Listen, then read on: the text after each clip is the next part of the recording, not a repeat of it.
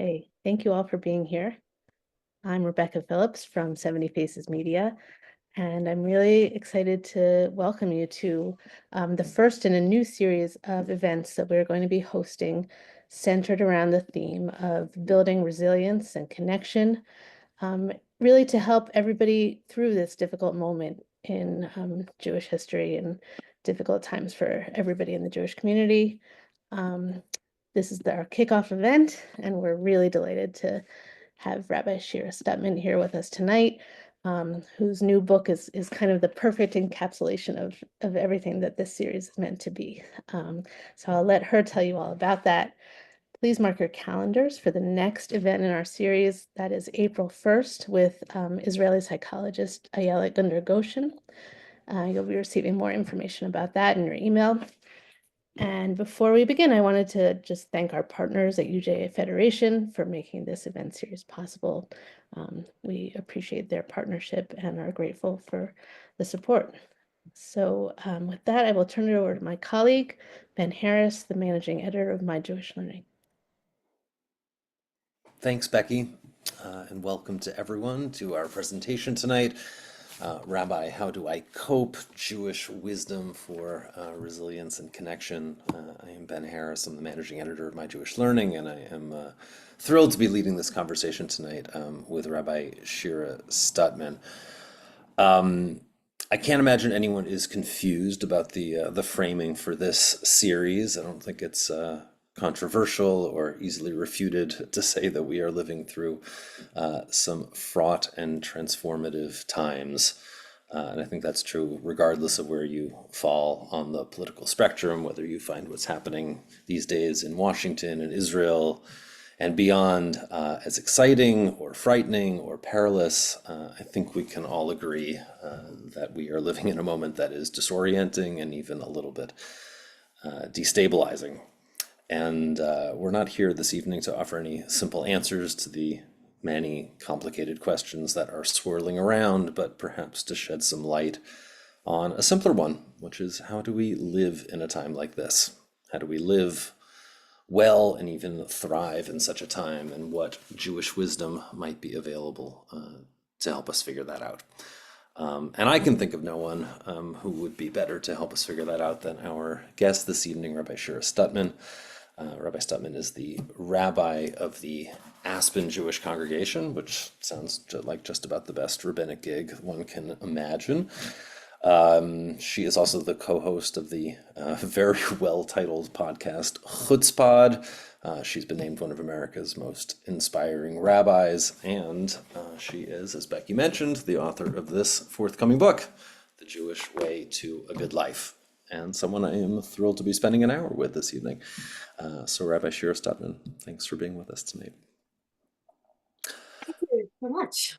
It's really, really wonderful to be here and to see all these beautiful faces, old friends and new ones as well. And speaking of all those who are with us, just a reminder that the chat is open, friends. So please say hello, and feel free also to chime in with any questions or reflections you might have, and we will be sure to have some time towards the end of the hour to put some of those questions to Rabbi Shira directly. So with that out of the way, let's jump right into it. Rabbi Stutman, these are some crazy times. What does your book and Judaism more generally have to offer us? Yeah, I want to begin with some gratitude, actually. I mean, of course, thank you, Ben, and thank you, Thea, and thank you, Becky, and the whole 70 Faces Media team for having me, because I found as I was, I mean, actually, it shouldn't be such a shock. I found as I was sort of preparing some notes for opening up this evening that, like, I couldn't believe how much I needed to try to answer that question for myself. So thank you for like giving me this opportunity. And I want to start with a story that has just sort of been seared into my mind since October 2020. So we all know what was happening in October 2020. It was sort of some of the most difficult part of the COVID pandemic. And, I want to apologize for those of you who it sort of triggers to talk about these, like the darkest days of COVID. Although I think it's actually kind of important to sort of dredge up some of those feelings so that when we actually begin the conversation about resiliency and coping in this moment, we actually can sort of, clue into how hard it was then and, how hard it is now. So, okay, here's the image. It's October 2020, and there's this beautiful couple named Emily and Danny, and they were supposed to be getting married, in January 2020 or 2021. And, once COVID started, they realized, you remember how crazy those moments were. Some of you might be lucky enough to hear my research assistant, Boaz the Wonder Dog, barking in the background. So if you hear him, I apologize. But anyway, so Danny and Emily were supposed to be getting married in January. And then they realized that things weren't going to be better in January. So they moved their wedding up to October 2020. And by the time the day of the wedding came, I don't need to get you involved with everything that went on before that. There were only going to be 3 people at the wedding. It was me, the rabbi, and it was Danny, and it was Emily. And we were at the National Arboretum in Washington, D.C.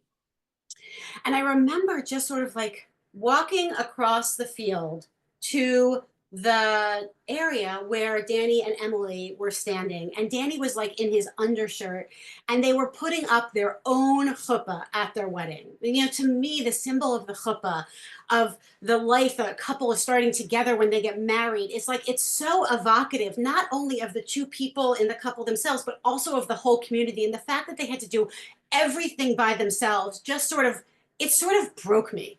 And although I do understand that there were millions of people that had it worse than Danny and Emily in that moment, to me, that is the moment, that was my lowest point of the entire COVID pandemic, was just watching these 2 young people start their lives together, but also alone.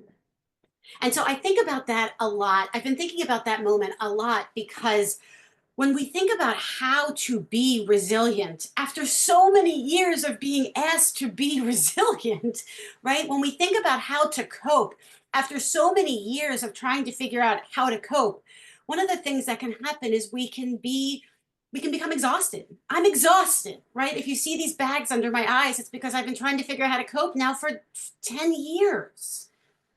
And yet, one of the blessings of being Jewish, although it comes from one of the most difficult parts of being Jewish, is that we have never been given the luxury of despair, right?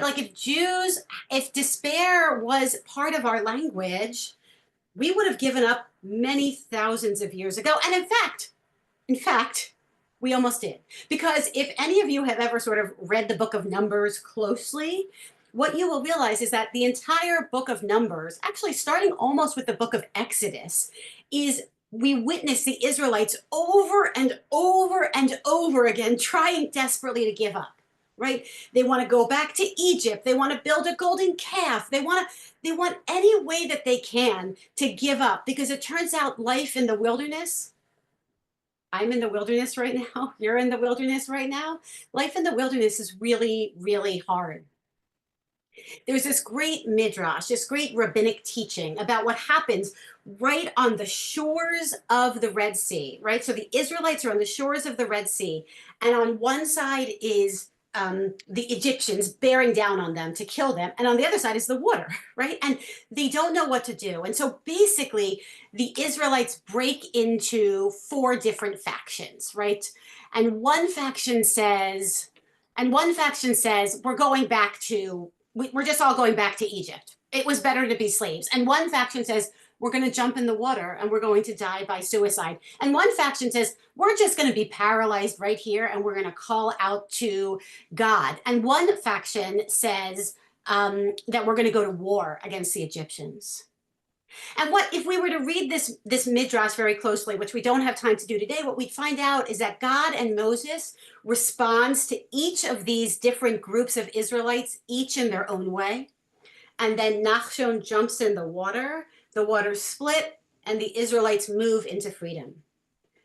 And to me, that teaching has always been quite meaningful because it reminds me that resilience is not innate. It is not something that we are all born with. It is actually a muscle that we build over the course of a lifetime. And like almost any muscle that we have that we need to build, it can become flabby from time to time, or sometimes we need a personal trainer to help us build up our muscles and keep them strong. And also, it is a discipline that never ends. especially when you are living in difficult times like we are right now. It is a discipline that never ends. That's one of the reasons that I wrote this book, I set up this like in honor of tonight and being with all of you. But I set up this display. But one of the reasons I wrote this book, which was mostly written over the course of the last 16 months, almost entirely, it was mostly written during the course of the war and during the course of the election in the United States. And to me, it was my attempt to speak to myself and say, what are the Jewish ways of being, the Jewish technologies, as it were, the Jewish laws and traditions and superstitions and lifestyles that actually have been refined over the last 2,000 years that help us understand how to cope in difficult times. So each chapter of the book addresses from like a different vantage point, like we're touching a different part of the elephant, as it were, and helps us, loves us into, teaches us into, helps us grow into another way of dealing with a difficult moment like the one that we're living in. Now, I'm a Reconstructionist rabbi. I'm sure that some of you know what that is, and some of you do not know what Reconstructionism is. That can be like the next time that I talk to all of you all. But suffice to say that one of the things that Reconstructionists do beautifully is understand that in every generation and every place that Jews have lived, we have taken from the culture around us and used different pieces of the culture around us to help make Judaism better and to make Judaism more meaningful and more relevant in the moment that we're living in. So, for instance, one thing that Judaism does in the contemporary moment and the modern one as well is we look at scientific research and we try to map it onto Jewish tradition. So we don't look at science as something separate from religion, right? We look at science as something entirely integrated into religion. What have we learned from the research that will help us understand which pieces of Judaism to take with us into the current moment and into the future? And to be totally honest, which pieces of Judaism to slough off and send them to the ash heap of history. I don't want to sound too flippant, but in a way, that's sort of what happens. So a lot of the rest of the talk for this evening, I'm going to talk for about, I don't know, 10 more minutes or so. I'm looking at the research. I'm looking at the research of Dennis Charney and Stephen Southwick, who wrote this beautiful book called Resilience, the Science of Mastering Life's Greatest Challenges. What they did was, as the title implies, is they actually looked at the science of resilience, not just like what makes you feel more resilient, but what actually generates the ability to get back up after you've been knocked down over and over and over again.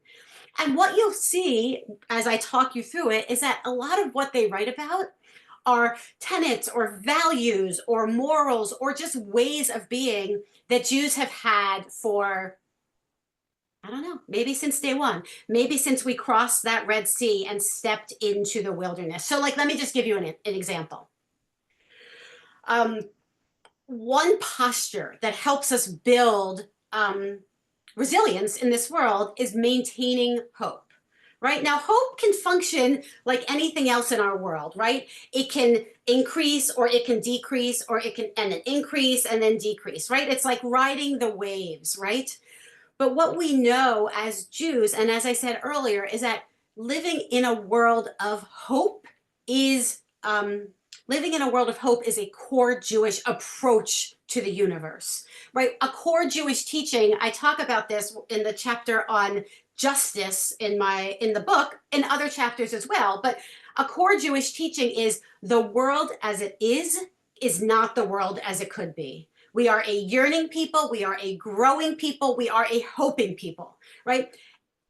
We have very, very few prayers that are all about, oh God, I'm just going to accept things exactly as they are.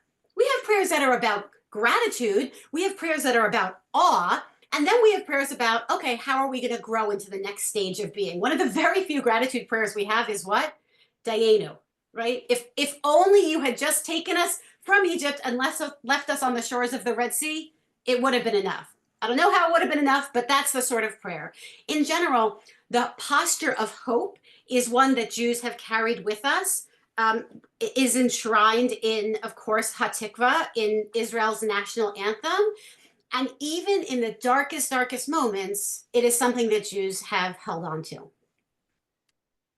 Another piece of the research that I just loved from the book Resilience talks about how in order to maintain resilience, right, in order to be able to get back up again after being knocked down, we have to have the ability to reframe our stories, right? So let me give you an example. I had a son who's now, I'll just tell you the end of the story. First, he's doing great. He's graduating from college, God willing, in 2 months. He's going to become a farmer, which was a great use of college tuition money, but that's a different story. But when he was born, he had some pretty big holes in his heart, and he needed open heart surgery. And if you go online to see what the result of this open heart surgery would be, you see all of these terrible things could happen. And so we were terrified. It was our first child. He was 2 weeks old. He needed open heart surgery. And, my therapist, who's also my mother, came to our house in Philadelphia and said to us, we need to work on reframing this story. We don't know what's going to happen to Caleb. That was our child's name. Actually, his Hebrew name was Lev, which some of you will know means heart, which we didn't know before he was born that this would be connected. He might never grow to a typical height. He might not be able to learn typically. All of these things might befall him, but he is going to have the strongest heart of any kid growing up in Philadelphia. It was a reframe of the story that I carried with me throughout, and it wasn't a lie. It was not a lie. It was totally truthful. I carried it with me through his surgery and into his recovery. And of course, the other irony of my child's name of Caleb is that those of you who know the story of Caleb and Joshua, you have these 12 scouts who go into the promised land. 10 of them come back with one story. The story is not that great. And the other 2 come back with another story entirely. They saw the same things. None of these 12 scouts are lying. But some see the story as one of terror, and some see the story as one of possibility. And so what the research shows us is that if we are able to hold on to the parts of the story that are about possibility and not just about terror, that helps us live and embody a world of resistance, but also of resilience. It's something Jews have always had to do. I mean, if you think about the holiday of Purim, it is to a certain extent a holiday of reframe. These terrible things have happened to us. We are going to reframe the story into one of joy and chaos and revelation of true self.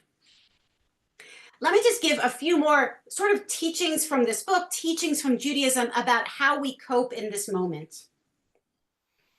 One of the other methodologies for being able to cope in a difficult moment is to hold a strong moral compass.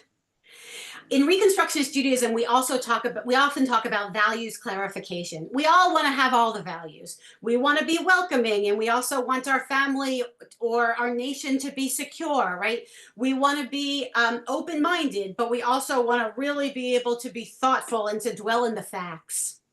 And so what it takes to live in a world, and especially in the world that we're in right now, is to hold on to our moral compass, with a little bit of wiggle room on one end or the other, but to really try to figure out what are my core values, right? And how am I going to actualize these values, even in the face of other values that might also be important to me, but are not as important as my core values.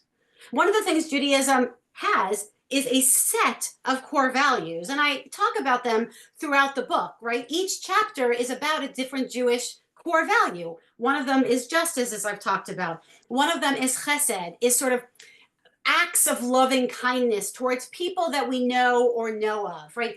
One of them is a Jewish core value of love, of ahava. One of them is the Jewish core value of learning. Now, your core values might not map exactly onto the ones that I chose in the book, or even exactly onto sort of Judaism. but in a moment when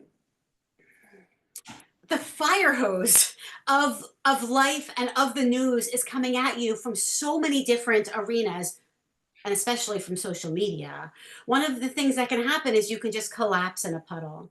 And Judaism asks, let me reframe, let me say that differently. Judaism demands of us, unfortunately, right? Judaism demands of us to stay strong in what we know to be true, including, by the way, the core value of listening, right? Standing in what you know to be true doesn't mean turning off your hearing aids so that you can't hear anyone else's opinion. In fact, the Jewish approach is just the opposite. It is actually to listen. It is to bend like a reed, as we learned in the Talmud, but it's not for the reed to come out of the ground entirely.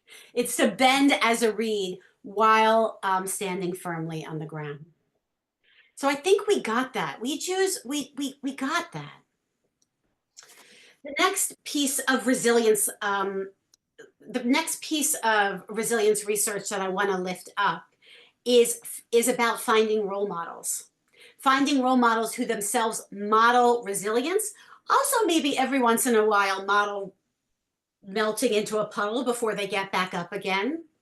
There's this wonderful research by Marshall and Sarah Duke, about the power of an oscillating family narrative. Bruce Feiler writes about it beautifully in the New York Times if you don't want to read all of the Duke's research, but you should buy their books as well. And what they talk about is they've done a lot of research on children. They did it before 9/11 and then after 9/11. And what they found is that the most resilient children were, number one, the ones who knew the most about their family story. And number two, the ones who knew that their family story was oscillating. There were times when things were great for us. There were times when they were terrible for us. And then there was everything in between. You too, you come from a lineage. There are people who know you in this world. There will be times that are terrible and there will be times that are wonderful. And then there will be everything in between and you can get back up. And for God's sake, like to me, this idea of finding role models who are resilient is one of the cores of what Judaism teaches, right? What every 3 times a day when we say the Amidah, right, the standing silent meditation, we don't just ask God for things. We open the whole thing up by saying, hey, God, we're here again as us, but also as the descendants of Abraham, of Isaac, of Jacob, of Sarah, Rebecca, Rachel, and Leah. I mean, read the Torah. Those people displayed some resilience. And my guess is almost every single one of you on the call this evening has a story of an oscillating family narrative, right? You have a story of your family that if you wanted to, you could pull out when times are difficult to say, times have been difficult before, and then they've gotten better. They're difficult right now, and then they'll be better. And also, we can interrogate how our ancestors, the people that we came from, moved from slavery to freedom, as it were, right? And how they moved into a different space, and maybe we can learn something. So I'm going to close up this piece, and then I look forward to talking to Ben and then to the rest of you as well, and to hearing your stories.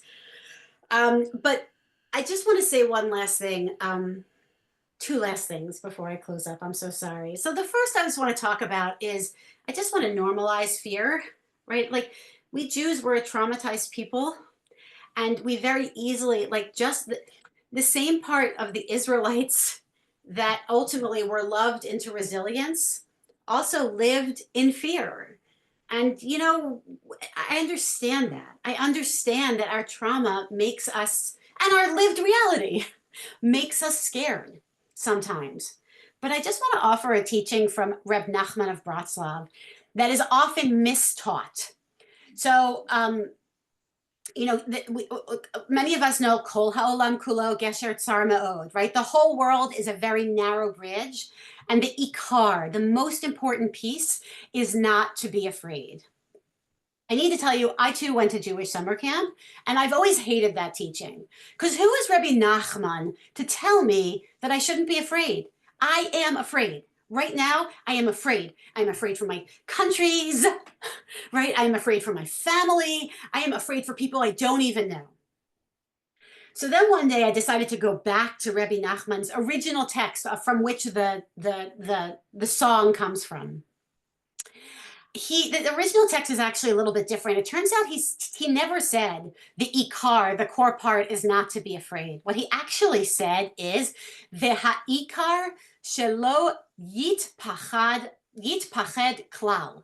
The ikar is that you don't make yourself too scared. Right. So there's a small difference, but to me it's critical, right? The most important part is not to not be afraid. We're all afraid.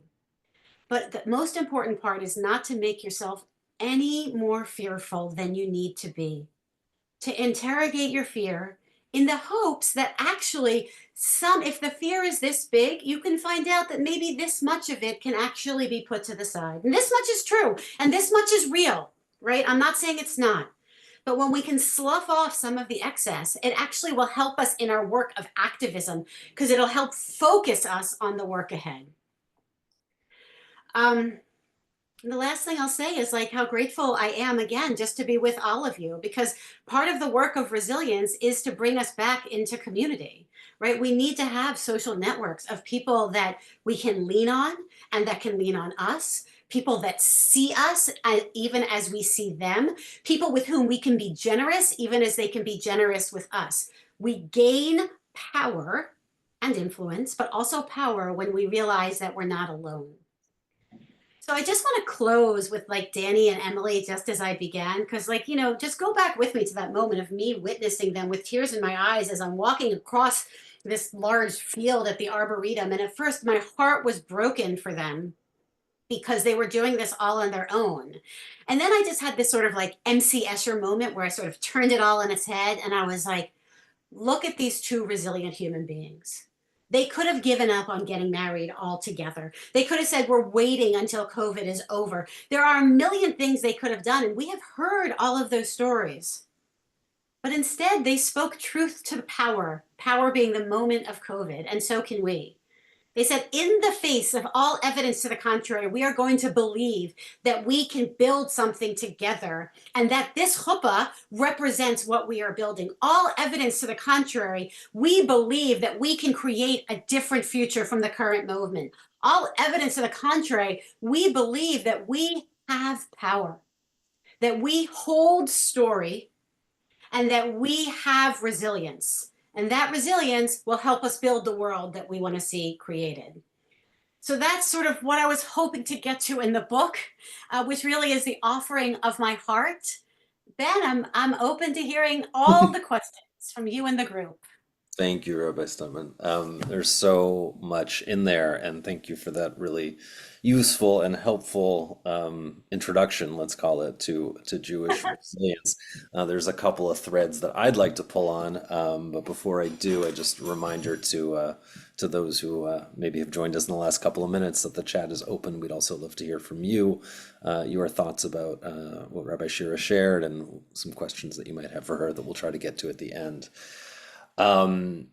So I want to ask you about something that was on my mind even before it sort of slipped out of your mouth, maybe a little bit unintentionally, and that's the connection between resilience and resistance. When I think about resilience, I think about, that word suggests to me things that we can cultivate to make ourselves able to continue to operate as we keep getting beat over the head again and again. And I think some of what you shared is super useful in that regard. Things about reframing the story and remembering the times have always been difficult. Like those all seem like ways to cultivate an ability to kind of roll with the punches. And yet, as I'm sure you know, many people are struggling today with how much to be resilient and how much to actually resist and fight back. And I'm wondering what your thinking is about how we kind of juggle those two imperatives in this moment. Yeah, I think that, what we're calling resistance, which we're using euphemistically, so you can like whatever it is that you think that resistance is, I actually think it's a key part of resilience, right? Because otherwise you sort of slip into a type of powerlessness and helplessness. And that's sort of, there are moments to sort of be quiet, but but I think that like sort of continuing to get up every day and, one act, two act, three acts, five acts that actually work, that to you speak to resilience is really important. Because when we like go out and protest on the streets, or like when we, I mean, I live in Washington, so I don't really have representation, but many of the rest of you have representation. So when we call our senators or our congress people to say one thing or another thing, it's like, does it really move the needle? Sometimes, but every time it reminds you that you are not powerless. Now, there is a whole chapter on in the book, of course, on Shabbat, right? So one of the things that I think that I got into at different stages of my journey was sort of resilience 24, 7 days a week. That's not how Jews roll, right? We are, I mean, resistance 24, 7 days a week. That's not how we roll. We're more like resistance 24/6, right? And then we have this seventh day, which to us is meant to sort of recharge our batteries and help bring us back to center. We're in community, we're studying text, we're having conversations with God, we're sleeping a lot, we're eating good food, whatever it is. We have that day to really just care for ourselves. But I do think there is something about resilience that can't happen without standing up and working to make your voice heard. One of the things you mentioned that I myself have often struggled with is this question of, as you described it as value clarification, but I often think of it as like when your values are kind of in tension with one another. You said, how did you frame it? We want to be welcoming, but we also want security. And like values, even when you can clarify them, like we often want multiple things and they're not all consonant with one another. What's the secret to navigating through that thicket? No, there is absolutely no secret. Like, this is the hardest part of my life as a human being, right? I mean, also as a rabbi, but as a human being, it's sort of, I mean, I don't know, like, I'm a mother, and right now, and I really want to work for a life of equity, right? And so, but I also have a kid who might want to get an internship. So right there are my values in conflict. Do I help my kid get an internship, which I know doesn't move us closer to a world of equity as I understand it? So it's the value of like my kid who wants something up against the value of equity. And look, there's nothing to do. Sorry, let me say it this. There's everything to do. The first step, I would say it this way, is just to acknowledge that you are in conflict. Because I think one thing that humans often will try to do is just try to square the circle in a way that's actually slightly disingenuous and can make you end up feeling a little bit dirty, but certainly can make the people around you feel like, I could pretend, if in this example that I gave before about my son, I could pretend, well, this is actually an issue of equity because of, I don't know, he's a male with long hair. And so I'm fighting for males with long hair in the world. I don't know what it is, but so if the first is actually to be honest, oh, look, my two values are in conflict. The second is, I mean, this is where I would turn to community, to rabbis, to people that you trust that can help you suss this out, again, from a posture of integrity. This is where I would turn to Jewish texts. I mean, a few of my friends who have read the book, I mean, they say, they have to say they like the book because they're my friends. But what they'll say is the best part of the book is all the sources at the end. Jewish text tradition, as evidenced by my Jewish learning, among other websites, is so robust. And you actually can be in conversation with rabbis from thousands of years ago to answer questions that are very contemporary to us today. So I would actually look to Judaism for help. And then the third is, I would make a decision. In this moment, I am going to lift up this value over that value, and I am going to recognize that I'm doing it. And it'll make you feel a little bit nauseous, but I just feel like it's much more honest. And we are looking for a world filled with more honesty right now, in my opinion. Yeah, hear that.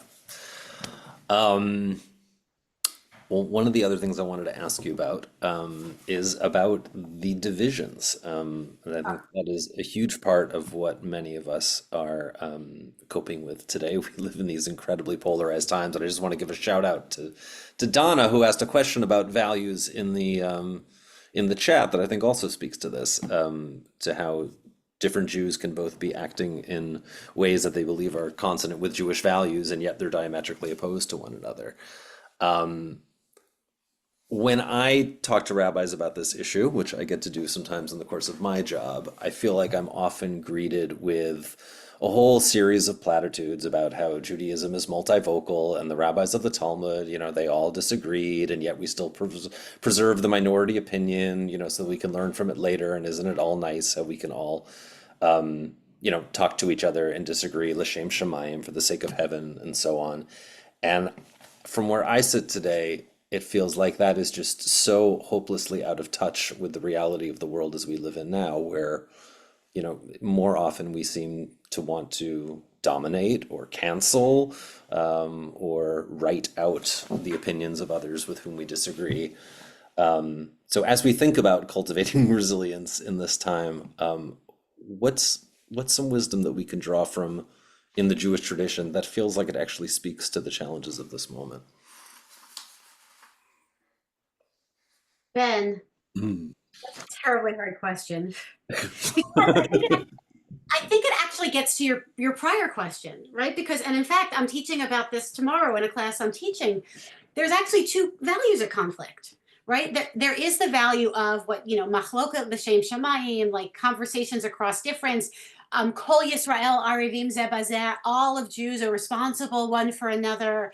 Whatever, you know all the different lines, right? That is a major Jewish value. Another major Jewish value is, and this is all over the Talmud, right? And even in the Torah to a certain extent, but mostly in the Talmud and we are rabbinic Jews, is if you see someone doing something wrong and you do not call it out, then you are complicit. It is as if you are doing something wrong. And it is, and the way that the order of operations goes, it's like if one of your family members does something wrong and you don't call it out, like shame on you. If one of your community members does something wrong and you don't call it out, even more shame on you, and so on and so on and so forth. And so those are conflicting values right there in front of us, and we have both of them. And so one of the many reasons that I hate social media, right, is because it's too narrow, and you see too many people holding down one part of Judaism and not the other. And so I feel like we really are in a difficult time. And the rabbis who say whatever the way that you describe them, they're right. We do have this technology to have conversations across difference, but our muscles are kind of flabby. And so the only thing not the only thing. And so the way I would respond to you is, here's what I really do believe, that once we're off of social media, right? If you learn anything from our hour together, it's like, don't go on social media on Shabbat. But that's it. Just Shabbat, don't go on social media. But once we're off of social media, what I actually truly believe is that, I don't know, 80% of us Jews, 70%, definitely more than the majority of Jews, can be in conversation with each other across difference. Like we really can do it. Not that we're not going to agree, but we really share enough values. We are curious enough about each other that we can do it. And it's really the sort of 10 to 15% on the end that have the loudest voices, that yell the loudest, that are the most hateful or destructive in different ways, that silence the rest of us. So I guess the way I would respond to you is, I don't know, start with the people who are, one of the things I always teach is like, Judaism is totally fine with you doing the easiest thing first. If you're building a life of Jewish meaning, right, you don't have to start with, I don't know, only eating in kosher restaurants. That's really hard, Start with maybe not having pork in your home, and then maybe don't have shellfish in your home, and then maybe the next thing and the next thing.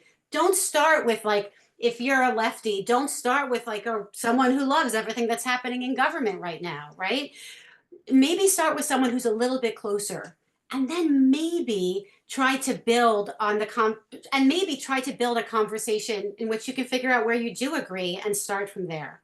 The other thing I would say, Ben, being a rabbi over the last 10 years, I used to say it's embarrassing the things I used to say I'm like that are so wrong. So forgive me if you're on this internet and you heard me say something 10 years ago, but I would not start with your family.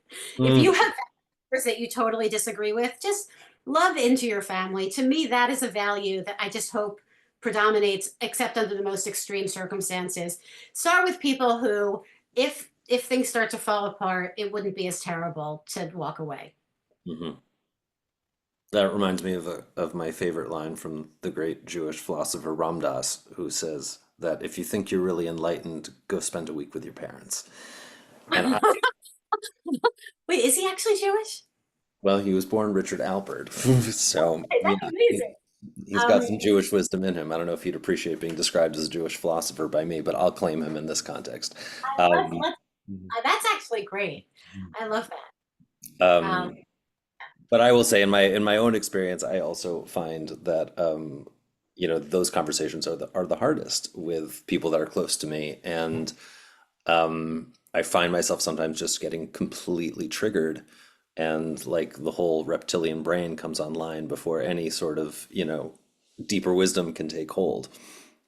yeah, yeah, that's right. You are 100% correct. And I would say that like what's the word? Like the corollary to that is the synagogue or the church, right? Is that the synagogue is not actually your family, but there is a way that is ki'ilu your family, and people behave very poorly in synagogue situations because they're projecting all sorts of emotions and feelings onto the rabbi or onto the board or onto Shloimi, who sits next to them every single day. And then, this is where I was talking about the fear piece from before. Add to it when we are escalated, as Jews are right now, because of the war, because of increasing anti-Semitism, and that just throws everything into anything that was not in disarray is now shot to hell because we're just not. We are in our reptilian brain, as you said. Yeah. I want to ask you an easier question, but before I do, I noticed that there were one or two hands raised. So if you were someone who had your hand raised in the chat, I'm just going to ask you to put your question in the chat. I think we're not going to be unmuting folks this evening. So if you do have a question for Rabbi Shira, please do type it to us. And we've got Please, please, please. some time left in the hour. We'll be sure to get that up there. So one of your chapters in this book. This is the easier question, I think, Great. is Interested. about money. And I can say that when I think about Jews and money, and maybe that's too many years working in the Jewish nonprofit world, I think about a whole range of stereotypes, many of which are not all that flattering. But that's not, in fact, what your wisdom about Jewish money is about. So maybe you can share some nuggets with us this evening about Jewish wisdom around money that is not an anti-Semitic stereotype. First of all, this is my favorite chapter of, I mean, that's not true. I have many favorite, like I have three children. I have, many favorite children. I have many favorite chapters, but this is the one that was scariest to write because of exactly what you're articulating, Ben. Like the stereotypes around Jews and money. I mean, look, as I write in the book, like at best they've been used to stereotype us, and at worst they've been used to kill us. So to write about a Jewish approach to money was made me nervous. But I just think there's so many values around money that we Jews should be really, really proud of and ones that we're really, really clear about. So let me just give you an example. One Jewish value around money, let's just talk about tzedakah. I mean, that's like the easiest one, right? Tzedakah, which often is translated as charity, but charity actually means something from the goodness of your heart, and tzedakah is much more akin to taxes. I like to say economic redistribution, but some people think that's too lefty. So you can think of it as taxes, which also might be lefty at this point. I don't understand. Anyway, enough about that. But the idea in Judaism that your money doesn't belong to you, right? It belongs to God. You are the steward of your money. So every dollar that you spend should be spent in a godly way, right? Like whether from the car that you buy to the food that you purchase to the way that you shop, is it godly? So the next time you're thinking of, I don't like the values of this website, maybe I should use this website instead, but it costs $3 more. Think, what would God want me to do, right? Because this is God's money and I'm a steward of it. And then we're supposed to give away between 10 and 20% of our post-tax income to charity, to tzedakah. I use that word, to tzedakah every single year. I mean, the idea that we are required to pay taxes into the community, I think is one that has been, by the way, it's been lost by a lot of Jews because we feel like the Christians have taken over tithing, but really it came from us, right? So that's just one example of the Jewish approach to money. Another teaching that I think is really important and not everyone might agree with, but it still is that poverty is not a Jewish value. Now, already, I know some of you who are like, oh, that's like tapping into Jewish stereotypes about all Jews being rich and da, da, da. But it's true. Like, we don't think that being impoverished makes you any closer to God, right? We don't think that, we think it just makes you hungry and, without a home. And so one of the Jewish, one of a core Jewish teaching is building of a world in which there is no poverty. We find it hard to believe that that world is going to come anytime soon. I could talk about that in more detail, but in general, that's what we're working to. Remember, the world as it is not the world as it could be. Another Jewish teaching on money is about the importance of work. I mean, I am sure that half the Jews on this Zoom right now have stories. My family came here from Lithuania. My family came here from Morocco. My family came here, and we had $3 in our pocket. And first we started by schlepping the shmatas in the Lower East Side, and then we have these stories. But it's all about how we worked 70 hours a week, every single week. We work for our money. Hard work is a Jewish value. By the way, no matter how much money you have, hard work is a Jewish value. By the way, lumped into that, of course, the work of taking care of a family, the work of volunteering in your community. So those are just some examples. I mean, do you want me? I can keep on going because really, Ben, I could talk about this for another 2 hours. I think it's such a shanda that we Jews have been shamed into not talking about our approach to money when like half of the Talmud, I'm overstating it a little, half of the Talmud, though, is about the Jewish approach to business ethics, the Jewish approach to how to be in the world. And I just think it's something we should be proud of. I would ask you some more questions about money, but I want to ask you some harder ones instead. Uh, Okay, fine. Accept it. Accept it. um, what do you do on days when you don't feel like being resilient?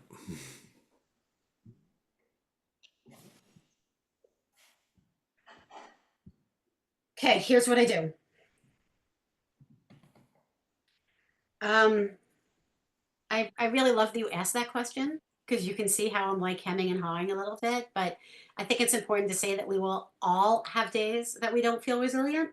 Um, so, first of all, I find that observing Shabbat helps me have fewer other days of the week to not feel resilient because on Shabbat, I care for myself and my family and my community. And I really just look inward as I understand it. So I just want to just like reiterate that. I read my People magazine. I read New York magazine. I read like all of I just do my things that are just for me and are a little bit embarrassing. Um, the other thing I do, one of the chapters in the book is about the Jewish approach to the body. And Judaism doesn't have as much to say about the body as it does about justice, right? As it does about money.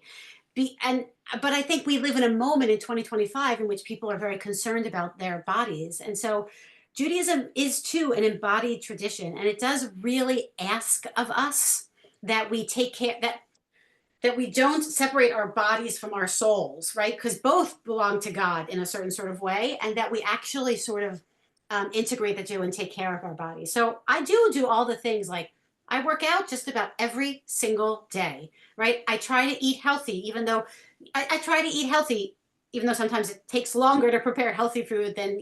So all of those things. And sometimes I got to tell you, Ben, I just cry.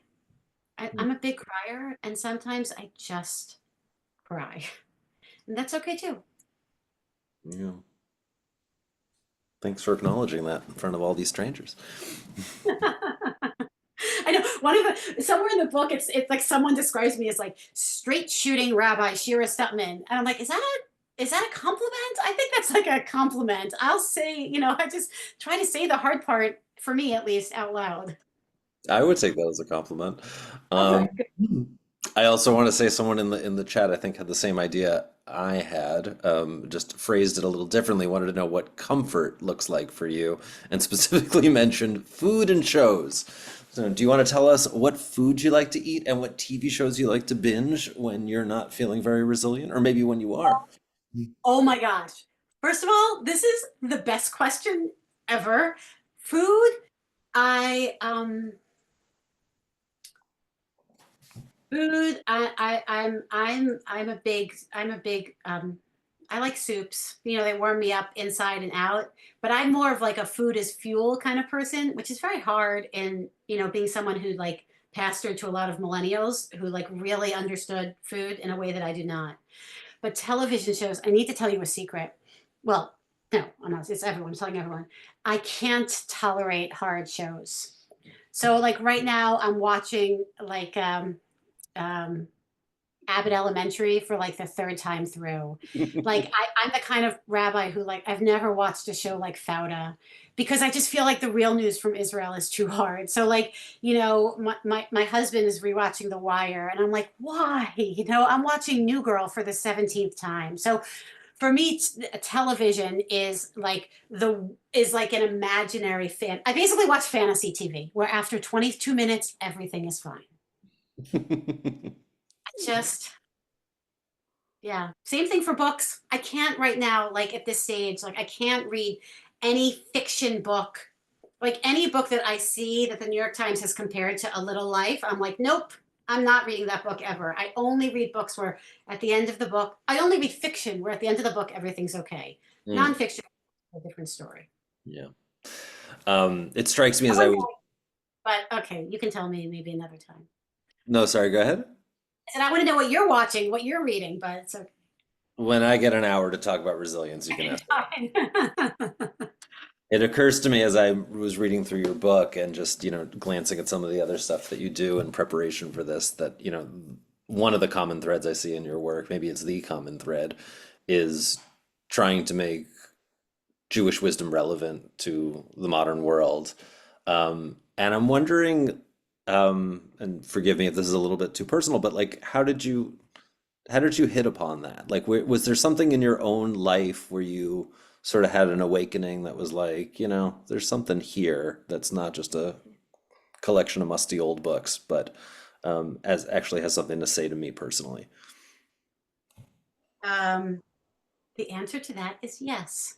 There was something that happened, and I will tell you right now. Um, so I grew up in Washington, D.C. I went to Addis, Israel every single Saturday morning for Shabbat services, and I loved it. I grew up in this extraordinary chavurah. I went to Jewish day school for 12 years. Like I just didn't go to Jewish summer camp too much because my father, may he rest in peace, thought that it would make me too Jewish. But anyway, I love Judaism so much. And then I went off to college, and in college, I was at Columbia in a very different time, and I was Orthodox, and I was just like, it's so into the Jewish community. And I just thought, I just couldn't imagine a world in which everyone didn't want to be Jewish and inside the Jewish bubble and just, Then I started dating this guy my senior year of college who was ethnically Jewish, right? Meaning that his parents were Jewish, his grandparents were Jewish, but he wasn't religiously Jewish. And I said, like, okay, so I have to get off the phone. It's Shabbat. And he said to me, why wouldn't you talk on the phone on Shabbat? And it was sort of like the first time in my life when someone had asked me a question like that. Or I would say, oh, I gotta go. I'm cleaning my kitchen for Passover. And he would say, what kind of ridiculousness is cleaning your kitchen for Passover? By the way, in those days, not only would I clean my kitchen for Passover, but I would aluminum foil the whole kitchen. And then he'd say, you think it's better for the world for you to aluminum foil your whole kitchen rather than just eating on your regular. If you, when you all buy the book, in your Hashem, God willing, you will see that the book is dedicated to my mom, my dad, and my stepdad. It's dedicated to my children, and it's dedicated to my husband, Russ. And it says, who all of this is for. My entire career has basically been my ongoing, it's been 30 years, everyone, attempt to help my husband, and then, of course, all the other people I've been honored to serve, understand how Judaism is not just some musty thing for the books, right? For the ancient times. That Judaism actually is super, I don't know if it's more relevant today than in 1000 BCE. I wasn't around then, but it is at least equally relevant today as it was 100 or 1,000 years ago. We need Shabbat today just as much as we needed it 1,000 years ago. We need love today just as much as we needed it. Justice? I mean, come on. And so my whole career since that moment of starting to date this beautiful, beautiful soul, what is my gift to him, but my gift to the Jewish community of like trying to help us, my gift to myself, really, trying to help us sort of like understand how lucky we are to get to be part of this tradition that can actually make our lives meaningful. I really believe it. Sometimes all evidence to the contrary, but really that religion can help improve the world if we let it. I'm so glad I asked that question. I know. I feel so like I feel bad. What's the Brene Brown? It's like, you're bearing your chest, but I'm modeling vulnerability, everyone. My last question for you, Rabbi. You mentioned earlier the importance of cultivating hope. And my question for you is, amid the fire hose of totally terrible news happening all the time, it seems, where are you finding hope these days?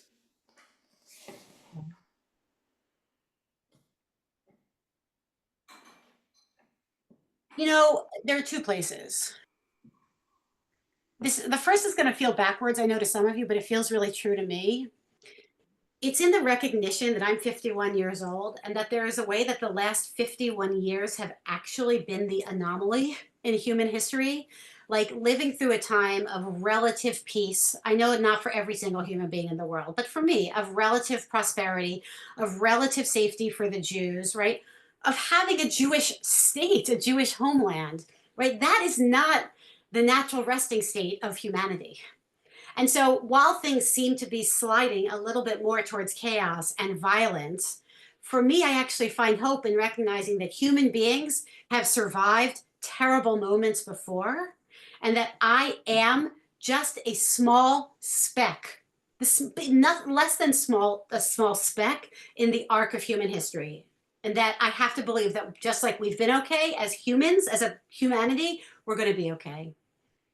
And then, of course, that's the small speck, right? That's the I am nothing but dust and ashes piece, right? Because as my teacher friend Lauren Holtzblatt once taught, like even in the dust are parts of human cells. Like we are in the dust as well, right? With the beginning of humanity.